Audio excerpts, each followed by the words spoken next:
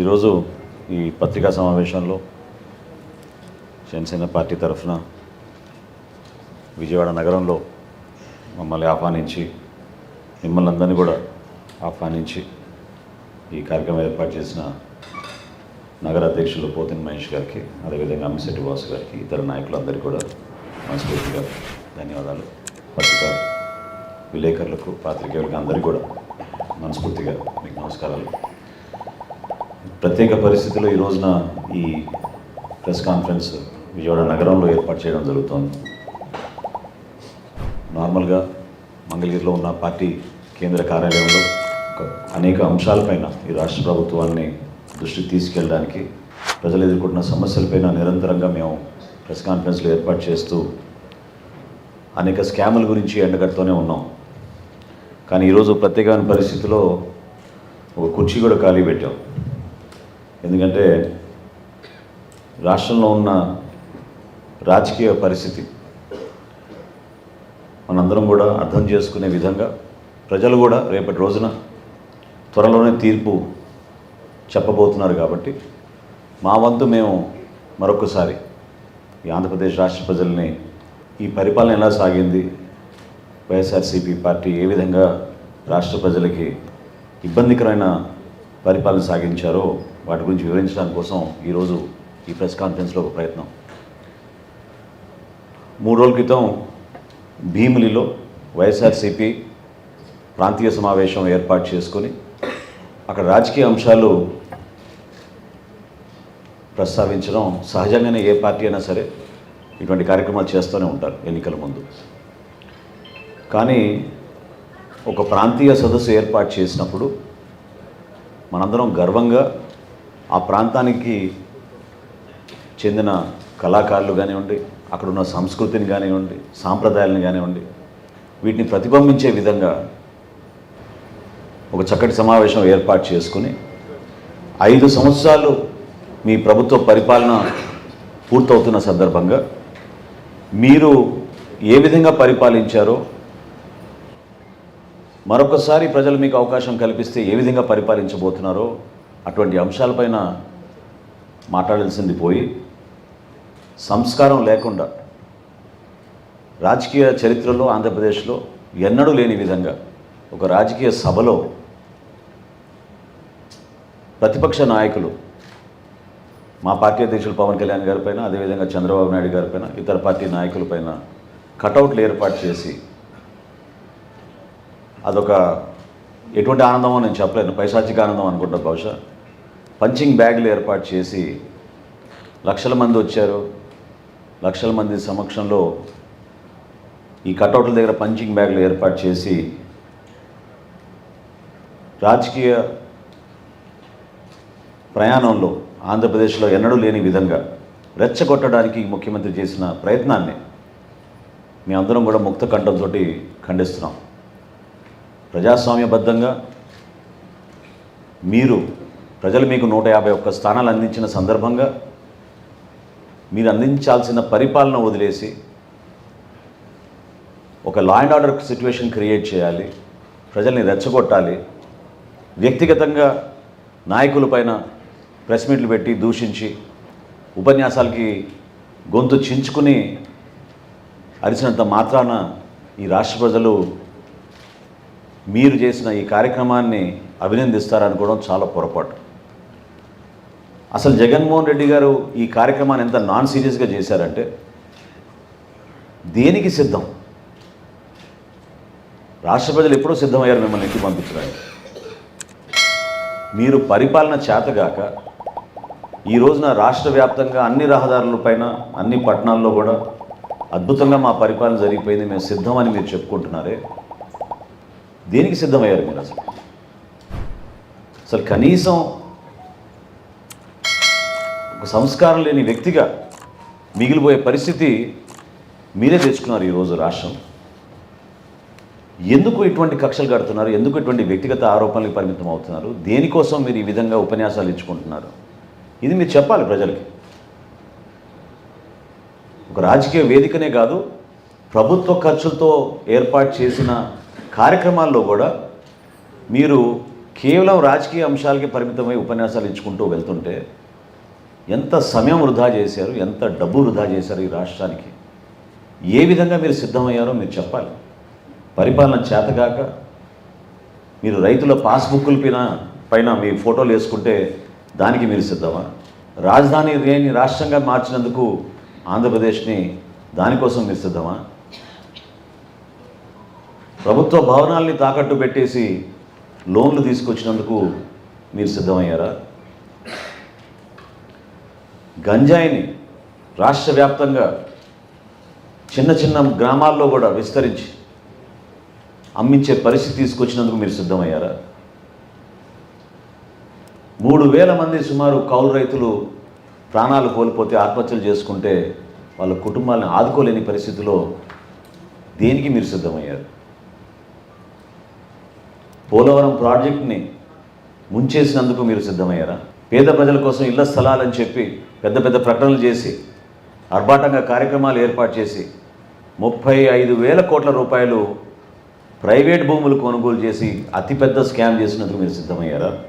ఇసుక దోపిడీ ద్వారా నిర్మాణం రంగం పూర్తిగా కుదిలమైతే భవన నిర్మాణ కార్మికులకి మరొకసారి మీరు మోసం చేయడానికి మీరు సిద్ధమయ్యారా? యువత కోసం డిఎస్సి నోటిఫికేషన్ కానీ జాబ్ క్యాలెండర్ కానీ పదే పదే మీరు ప్రకటనలు చేసుకుంటూ వస్తున్నందుకు సిద్ధమయ్యారా? పరిశ్రమల్ని మన రాష్ట్రం నుంచి తరిమికొట్టే విధంగా మీరు సిద్ధమయ్యారా? అసలు రోడ్ లేని పరిస్థితి తీసుకొచ్చి కనీసం గుంతలు కూడా పూడ్చలేని దుస్థితికి మీరు సిద్ధమయ్యారా? మీరు సిద్ధం అంటున్నారు, కానీ రాష్ట్ర ప్రజలు మాత్రం ఖచ్చితంగా మీ పరిపాలన చూసి విసిగెత్తిపోయి ఎప్పుడో మిమ్మల్ని ఇంటికి పంపించడానికి సిద్ధమయ్యారు. విద్యారంగం గురించి మాట్లాడుతూ అద్భుతమైన మార్పు తీసుకొచ్చాం అని చెప్పి ఈ ముఖ్యమంత్రి దేనికి సిద్ధమయ్యాడు? 3వ తరగతి పిల్లలకి టోఫెల్ పరీక్షలు సిద్ధమయ్యారా? ఊహించని విధంగా ఐబీ కరికులం తీసుకొస్తాం ప్రభుత్వ పాఠశాలని, దానికోసం మీరు సిద్ధమయ్యారా? కనీసం కంప్యూటర్ ల్యాబ్లు, లైబ్రరీలు ఏర్పాటు చేసుకోలేని పరిస్థితిలో మనకి రికగ్నిషన్ రాదు సిబిఎస్ఈ సిలబస్ కోసం అని గుర్తించి మీరు ఈ రోజున విద్యారంగాన్ని అద్భుతంగా మార్చేసామని చెప్పి అబద్ధాలకి మీరు సిద్ధమయ్యారా? చివరికి ఏ విధంగా మీరు కంప్యూటరైజ్ చేసి రాష్ట్ర ప్రజలకి, మన చదువుకున్న బిడ్డలకి మీరు ఉపయోగపడతారంటే బహుశా మరొకసారి టోఫెల్ పరీక్షలు రాయడానికో, ఐబీ పరీక్షలు రాయడానికో, లేదా అటు ఇటు చూసి చివరికి బీకామ్ లాంటి పరీక్షలు రాయడానికో మీరు సిద్ధమయ్యారా? చెప్పాలి. అంతేగాని ఇటువంటి పెద్ద పెద్ద సభలు ఏర్పాటు చేసుకుని ప్రాంతీయ సదస్సులు దాన్ని పేరు పెట్టి ప్రతిపక్షాలపైన దాడులు చేసి ప్రజల్ని రెచ్చగొట్టడానికి, ఒక law and order situation create చేయడానికి చేస్తున్న ఈ ప్రయత్నాన్ని ఖచ్చితంగా రాష్ట్ర ప్రజలందరూ కూడా ముక్త కంఠంతో ఖండించాల్సిన అవసరం, బాధ్యత మనందరిపైన ఉంది. ప్రజాస్వామ్యబద్ధంగా మీరు రండి, మేము ఎప్పుడో సిద్ధం. జనసేన పార్టీ మేము ఎప్పుడో చెప్పాం, ప్రజల దగ్గరికి వెళ్ళి తేల్చుకుందాం. ప్రజలు అంతిమంగా నిర్ణయిస్తారు. వాళ్ళు నిర్ణయించే విధానాన్ని మనం గౌరవించాలి, వాళ్ళ ఆలోచనని మనం గౌరవించాలి. అది కాస్త మీరు మర్చిపోయి కేవలం ఉపన్యాసాలకి పరిమితమై రెచ్చగొట్టడానికి మీరు చేస్తున్న ప్రయత్నాన్ని మనందరం కూడా ఖండించాలి. దీంతోపాటు ఈ రోజున ఒక ముఖ్యమైన అంశం, చాలా రోజుల నుంచి మేము ప్రభుత్వంలో జరుగుతున్న అనేక అవినీతి కార్యక్రమాల గురించి చాలా లోతుగా అధ్యయనం చేసి సమాచారం తెప్పించుకుని ప్రజలకు అర్థమయ్యే విధంగా జనసేన పార్టీ నుంచి మేము ఒక ప్రయత్నం చేస్తూనే ఉన్నాం. అనేక అంశాలపైన మేము స్కామ్లన్నీ కూడా ఎండగట్టాం. కానీ ఈరోజు మీకు చెప్పే సమాచారం అసలు ఊహించలేని సమాచారం. నిజంగానే ఒక ప్రభుత్వంలో ఈ విధంగా జరుగుతుందా అనే అనుమానం ఖచ్చితంగా మీకే వస్తుంది. కానీ ఇది జరిగింది, జరుగుతోంది. గత 4 సంవత్సరాల నుంచి ఆంధ్రప్రదేశ్ ప్రభుత్వం జగన్మోహన్ రెడ్డి గారి నాయకత్వంలో కేవలం మేము 1,72,000 కోట్ల రూపాయలు అప్పులు చేశామని చెప్పుకుంటూ వస్తున్నారు. కానీ ఈ ప్రభుత్వం 1,72,000 కోట్లు అప్పు చేసింది వాస్తవమైతే, దాంతో పాటు ఇంకొక 91,253 కోట్ల 29 లక్షల అప్పు చేశారు. దానికి లెక్క తేలడం లేదు. ఇది ఎప్పుడు బయటపడింది? ఫిబ్రవరి 2వ తారీఖు నుంచి మనకి శాసనసభ సమావేశాలు, చివరి బడ్జెట్ సమావేశాలు సిద్ధమవుతున్న సందర్భంగా అధికారులు ఈ లెక్క తేల్చలేక రాష్ట్ర ప్రభుత్వం ఎటుపోతుందో అనే అయోమయంలో ఎవరికి అర్థం కాని పరిస్థితిలో ఈ రోజున ఈ లెక్క బయటపడింది. 91,253 కోట్ల రూపాయలు జగన్మోహన్ రెడ్డి గారి ప్రభుత్వం ఏ విధంగా ఉపయోగించింది, ఎక్కడికి తరలించింది, డబ్బు ఎక్కడ పోయింది ఎవరికి అర్థం కావడం లేదు. దీనికి ఒక కొత్త పదం పెట్టారు. అంటే దాదాపు ప్రపంచవ్యాప్తంగా ఒక 3,500 ప్రభుత్వాలు ఉన్నాయి, రాష్ట్ర ప్రభుత్వాలు, కేంద్ర ప్రభుత్వాలు. కానీ కేవలం జగన్మోహన్ రెడ్డి గారి ప్రభుత్వం రివర్స్ టెండరింగ్ అని ఎట్లా తీసుకొచ్చారో, దీనికి కూడా కొత్త పదం రివర్స్ బారోయింగ్ అని తీసుకొచ్చారు. చాలా విచిత్రంగా ఉంది ఈ పదం. ఈ కొత్త విధానాన్ని తీసుకొచ్చి రాష్ట్ర ప్రజలకి తెలియకుండా ఈ లెక్కలు దాచడానికి వాళ్ళు చేసిన ప్రయత్నం ఈరోజు బట్టబయలైంది. 91,253 కోట్ల రూపాయల 29 లక్షల రూపాయలు లెక్కల్లో రాకుండా చేశారు. నేను మీకు సంవత్సరాల వారీగా లెక్క చెప్తాను, కొంచెం దయచేసి ఓపికగా మీరు వింటే బాగుంటుంది. 2019-20లో వీళ్ళు చూపించిన లెక్క 39,371 కోట్ల రూపాయలు, 56 లక్షలు. కానీ వీళ్ళు రివర్స్ చేసింది 17,391 కోట్ల రూపాయలు, 43 లక్షల రూపాయలు. అంటే టోటల్ ఆ సంవత్సరంలో వీళ్ళు చేసిన బారోయింగ్స్ 56,762 కోట్ల రూపాయలు అయితే వాళ్ళు చూపించింది కేవలం 39,000 కోట్ల రూపాయలు. అదేవిధంగా 2020-21లో వాళ్ళు చూపించింది 55,167 కోట్ల 51 లక్షలు. కానీ వాస్తవంగా రివర్స్ బారోయింగ్ చేసింది మరొక 30,764 కోట్ల రూపాయలు.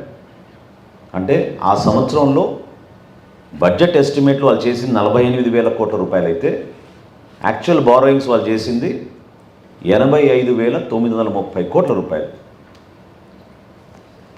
ఏ విధంగా సమాచారం అందకుండా వీళ్ళు చేస్తున్నారో మీరు చూడండి ఒక ప్రయత్నం. 2021-22 ఇది కోవిడ్ సంవత్సరం. ఈ సంవత్సరంలో వాళ్ళు చూపించింది 25,112 కోట్ల 74 లక్షలు.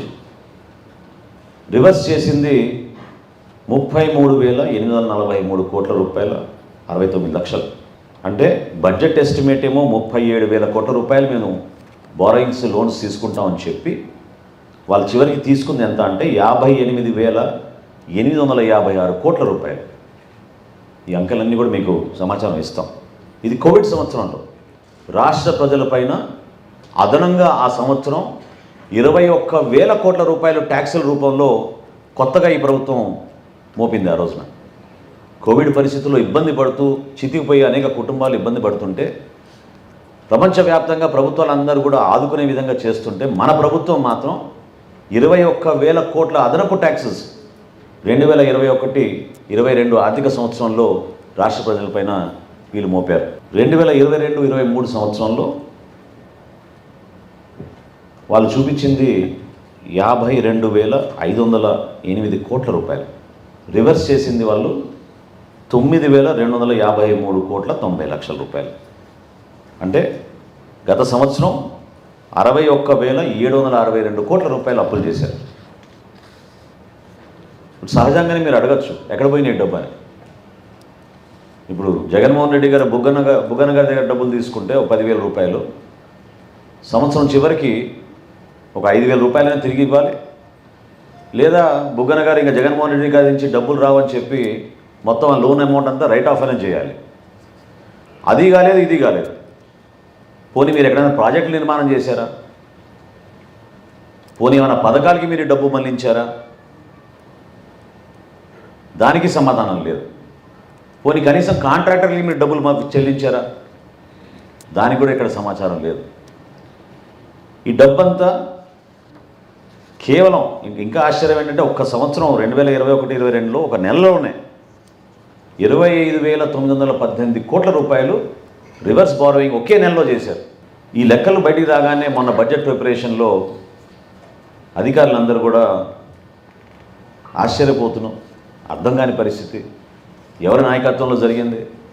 ముఖ్యమంత్రి గారి కనుసన్నలో ఒక ముఖ్యమైన అధికారి ఈ వివరాలు బయటికి రాకుండా ఈ విధంగా ప్రభుత్వంలో 4 సంవత్సరాల నుంచి ప్రజల్ని మోసం చేస్తూ, రాష్ట్ర ప్రజల్ని మోసం చేస్తూ, ప్రభుత్వ లెక్కల్లో 91,253 కోట్ల రూపాయలు ఈరోజు కనపడడం లేదంటే ఇంతకన్నా దారుణమైన ప్రభుత్వం ఏదో ఉంటుందా చెప్పండి. పరిపాలన చేతగాక లక్షల కోట్ల రూపాయల అప్పులు తీసుకొచ్చి సంక్షేమంతో బటన్ నొక్కుతున్నాం అని చెప్పి ఈ లోన్లు, నేను ఇందాక చెప్పిన లోన్లు, వీటికి కార్పొరేషన్ లోన్లకి ఏమాత్రం కూడా కలిసి లేవు. ఇది సపరేట్గా క్యాగ్ లెక్కల్లో ప్రభుత్వం చూపించిన లెక్కలు ఇవి. అటువంటి లెక్కల్లోనే 91,253 కోట్ల రూపాయలు వ్యత్యాసం వచ్చిందంటే ఇంకెంత కార్పొరేషన్ నుంచి తీసుకొచ్చిన రుణాలు ఎక్కడ పోయినాయో మీరు ఒకసారి చూడండి. మేము అనేక సందర్భాల్లో ఈ రాష్ట్ర పరిపాలనని కొంతవరకైనా అప్రమత్తం చేయాలి, అధికార యంత్రాంగం మా ప్రెస్ కాన్ఫరెన్స్లు చూసి కొంతవరకైనా భయపడి ఈ పొరపాట్లు జరగకూడదని ఒక ప్రయత్నం చేస్తారని మేము ఆశించాం. కానీ ఈ ప్రభుత్వ కాలం పూర్తవుతున్న సందర్భంలో ముఖ్యమంత్రి గారు కూడా ఎక్కడ కూడా ప్రెస్ కాన్ఫరెన్స్లు పెట్టరు, ఎవరితో కూడా చర్చించరు. అందుకని ఈరోజు ముఖ్య అతిథిగా మేము జగన్మోహన్ రెడ్డి గారిని కూడా మేము ఈ ప్రెస్ కాన్ఫరెన్స్లో మీ ముందు ఒక అద్భుతమైన ఆపర్చునిటీగా మేము భావిస్తున్నాం. ఎందుకంటే మేము ఛాలెంజ్ చేస్తున్నాం, జనసేన పార్టీ నుంచి మేము ఛాలెంజ్ చేస్తున్నాం. మేము సిద్ధం, ముఖ్యమంత్రి గారు సిద్ధమా? ఈ లెక్కలపైన చర్చించడానికి విజయవాడ నగరంలోనే తుమ్మలపల్లి కళాక్షేత్రంలో మనం జర్నలిస్టుల ముందు మనం కూర్చుందాం.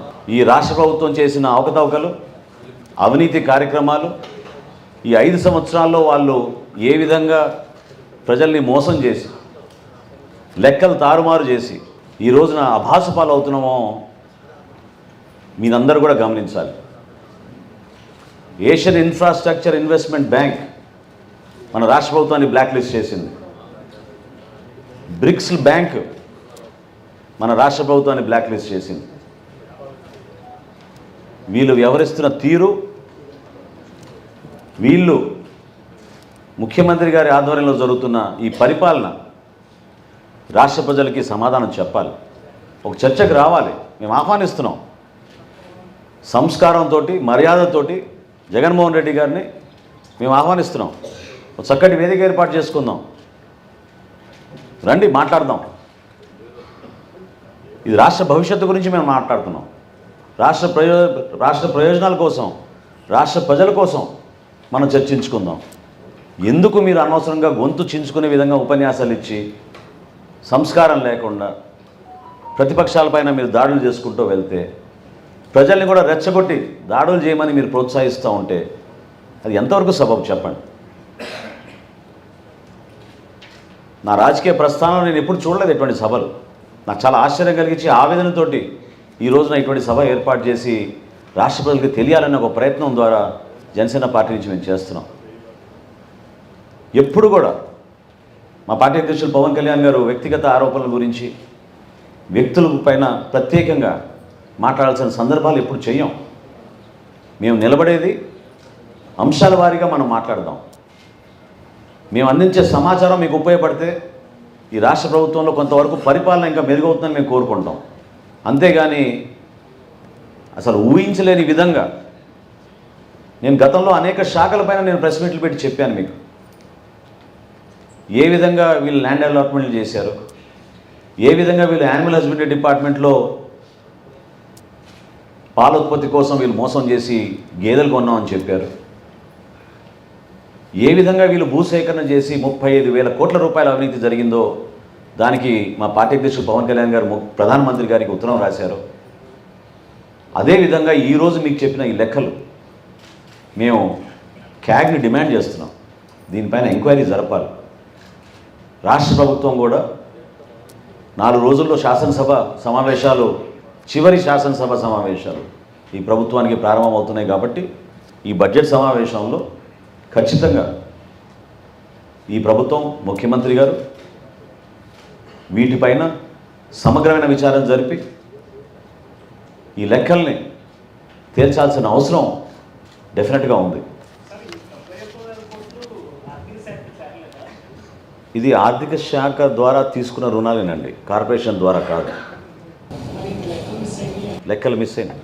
వాళ్ళు చూపించేది 1,72,000 కోట్ల రూపాయలు, కానీ ఇది వాస్తవం. 91,000 అదనంగా వీళ్ళు తీసుకున్నది రివర్స్ బారోయింగ్ అనే ఒక కొత్త పదం తీసుకొచ్చి ప్రతి సంవత్సరం దాంట్లో డైవర్ట్ చేసేసి వీళ్ళు 1,72,000 crores చూపించారు. వాస్తవంగా ఏంటంటే 2,69,000 crores. సో ఈ రివర్స్ బారోయింగ్ అనే పదం, ఈ డబ్బు ఎక్కడ పోయింది? మీరు రైట్ ఆఫ్ చేశారా, రీపే చేశారా, ఇంకేమైనా అడ్జస్ట్మెంట్ చేశారా, లేకపోతే కొంతమంది కాంట్రాక్టర్లకి మీరు బిల్స్ ఇచ్చారా, పథకాల కోసం వాడారా? ఈ లెక్క ఎవరిదో తేలడం లేదు.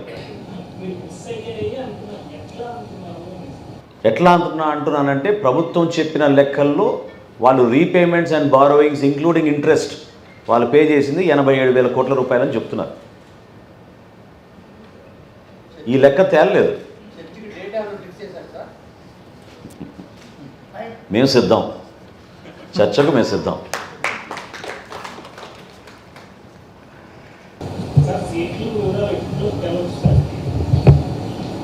త్వరలోనే అండి. అంటే ఖచ్చితంగా ప్రతి రాజకీయ పార్టీకి ఒక వ్యూహం ఉంటుంది. అందులో పొత్తులో భాగంగా ఇరు పార్టీలు కలిసి మా పార్టీ అధ్యక్షులు పవన్ కళ్యాణ్ గారు, అదేవిధంగా చంద్రబాబు నాయుడు గారు మాట్లాడుకుని చర్చించుకొని తప్పకుండా ఒక డేట్ ఖరారు చేసిన తర్వాత మిమ్మల్ని అందరినీ పిలిచి అనేక కార్యక్రమాలు రాష్ట్ర ప్రజలకు ఉపయోగపడే విధంగా మేము చేయాల్సినవన్నీ కూడా మీ ముందు ఆ సమాచారం అందించిన తర్వాత ముందుకెళ్తాం. తప్ప ఒక నిమిషం. ఎస్, ఆల్రెడీ రెడీ అవుతున్నాం. వివిధ కమిటీలు వేసుకున్నాం. సో అన్ని జిల్లాల్లో వీలైనంత వరకు ఎక్కువ నియోజకవర్గాలు కవర్ అయ్యేటట్టు పవన్ కళ్యాణ్ గారి పర్యటన కార్యాచరణ సిద్ధమవుతోంది. మా నాయకులందరూ కూడా దానిపైన చాలా లోతుగా ప్రిపరేషన్స్ అన్నీ కూడా చేస్తూ ఉన్నారు. మిక్స్ ఉంటుందండి. అంటే కొన్ని పర్యటనలు ఖచ్చితంగా బహిరంగ సభలకే పరిమితం అవుతాయి, కొన్ని పర్యటనలు ఏమో కార్యకర్తలతోటి నాయకులతోటి మాట్లాడడానికి పరిమితం అవుతాయి, కొన్ని ఏమో వారాహి ద్వారా అవుతాయి. ఇవి ఒక వాటిని ఏమంటారు, ఒక మిక్స్డ్ రూపంలోనే తయారు చేస్తున్నారు. నా దృష్టికి రాలేదండి. జనవాణి అనే కార్యక్రమం మొదలుపెట్టారు కదా సార్, దాని ద్వారా వచ్చిన మీకు అర్జెంట్ ఏం చేశారు? దాని తర్వాత మధ్య కంటిన్యూ చేయకుండా ఎందుకు వదిలేశారు? అంటే దాదాపు 6 ప్రాంతాల్లో చేసామండి జనవాణి కార్యక్రమం. 7 పట్టణాలు 6 పట్టణాలు సమగ్రంగా 7 నగరాల్లో చేసామండి. 7 నగరాల్లో కూడా మాకు వచ్చిన అర్జీలన్నీ కూడా మేము రాష్ట్ర ప్రభుత్వానికి, అంటే కొన్ని వ్యక్తిగతంగా వచ్చిన అంశాలపైన పవన్ కళ్యాణ్ గారు స్పందించి అప్పటికప్పుడే ఆ కుటుంబాలను ఆదుకున్నారు. ప్రభుత్వం నుంచి రావాల్సిన కొన్ని రిప్రజెంటేషన్స్ అన్నీ కూడా ప్రభుత్వానికి మేము పంపించాం. దానికి మా రిటైర్డ్ ఐఏఎస్ అధికారి వరప్రసాద్ గారు ఫాలోఅప్ చేశారు. ఇప్పటివరకు 2 సార్లు రిమైండర్స్ కూడా గవర్నమెంట్కి పంపించాం. మాకు వచ్చిన సమాచారం కొన్ని రెవెన్యూ ఇష్యూస్ ఇవన్నీ కూడా కొంతవరకు ప్రభుత్వం నుంచి దానికి సమాధానం వచ్చింది. సో ఎవరైతే లబ్ధిదారులు, అర్హత ఉన్న లబ్ధిదారులు వాళ్ళకి అందలేదో అటువంటి అంశాలు ఇంకా పెండింగ్గా ఉన్నాయి, రాలేదు. కానీ ఇవన్నీ ప్రభుత్వంతో ముడిపడి ఉన్నాయి కాబట్టి మేము ప్రభుత్వంలో వచ్చినాక వాటిని ప్రయారిటీగా తీసుకుని చేస్తాం. ఈ సందర్భంలో జనవాణి అనేది మేము ఆలోచించడం లేదండి. కేవలం ఇప్పుడు ఎలక్షన్ వాతావరణంలో ఎలక్షన్ గురించి, అదేవిధంగా మేనిఫెస్టో గురించి, ప్రజల్లోకి తీసుకెళ్లాల్సిన అంశాల గురించి వాటిపైన మేము ఎక్కువగా దృష్టి సారించాం.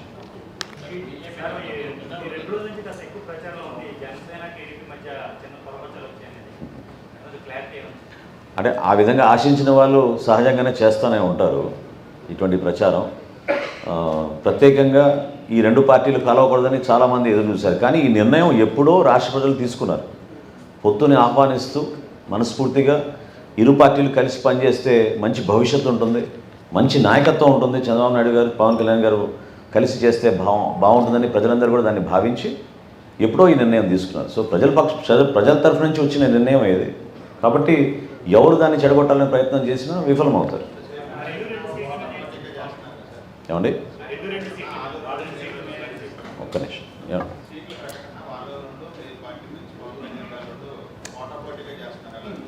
అదే అంటే see we are as a political party we are independent. So ఖచ్చితంగా మా నాయకుల మనోభావాలు, మా కార్యకర్తల మనోభావాలను దృష్టిలో పెట్టుకొని మా పార్టీ అధ్యక్షులు పవన్ కళ్యాణ్ గారు కరెక్ట్గా రియాక్ట్ అవుతారు. సో సహజం అది. ఏమండి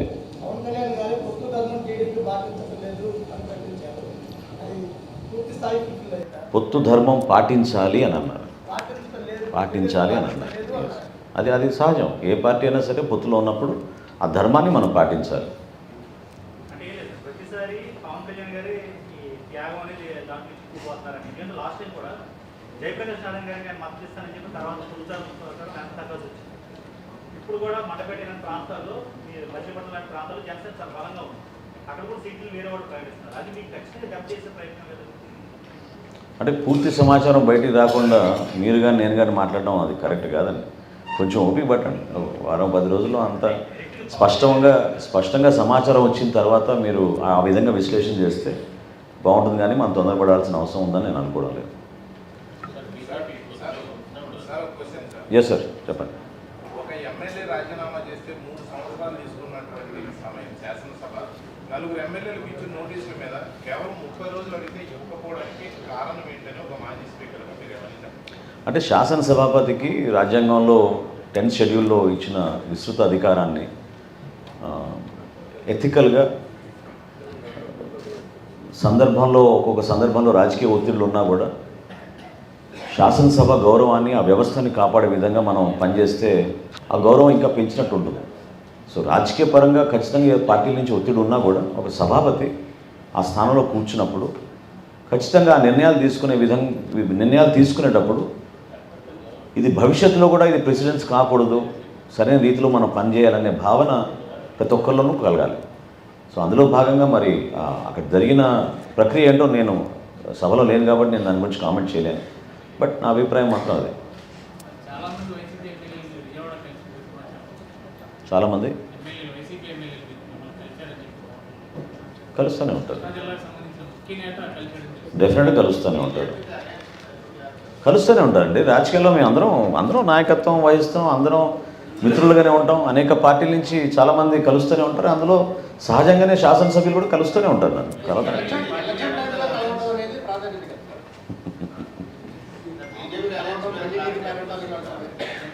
this is the season for full time politics.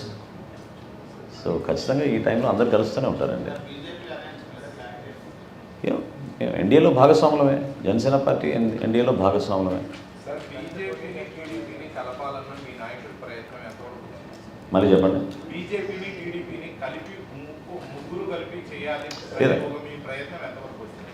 నేను ఇంతకుముందు కూడా చెప్పానండి. As a political party we are independent, we have our own opinions and views, and మాకు కొన్ని ప్రిన్సిపల్స్ ఉంటాయి. ఆ సిద్ధాంతాలకు కట్టుబడి దానిలో మేమందరం కూడా పనిచేసుకుంటాం మా పార్టీ అధ్యక్షులు పవన్ కళ్యాణ్ గారి ఆదేశాల మేరకు. సో డెఫినెట్గా ఆయన తీసుకునే నిర్ణయాలకి మేము అందరం కట్టుబడి ఉంటాం. ప్రయత్నం అంటే రాష్ట్ర ప్రజల శ్రేయస్సును దృష్టిలో పెట్టుకుని ఆయన చేసిన ప్రయత్నం అది. ఎందుకంటే తప్పకుండా మనకి కేంద్ర ప్రభుత్వం నుంచి సహాయం అందాలి. మనం చాలా నలిగిపోతున్నాం, ఆర్థికంగా వెనకబడిపోయాం, మన రాష్ట్రానికి మేలు జరగాలి. సో భారతీయ జనతా పార్టీ కూడా ఇందులో ఉంటే పార్ట్ ఆఫ్ ఇట్ తప్పకుండా మనకు ఉపయోగపడుతుందనే ఆలోచనతోటి పవన్ కళ్యాణ్ గారు అనేక సందర్భాల్లో అది వ్యక్తపరిచారు.